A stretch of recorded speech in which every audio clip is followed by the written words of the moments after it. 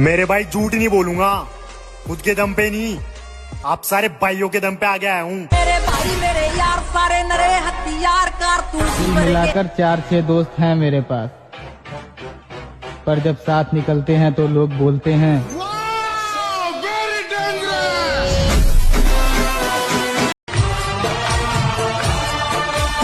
ऐसी अपनी दोस्ती है सदोस्ताना, याद करेगा हमको।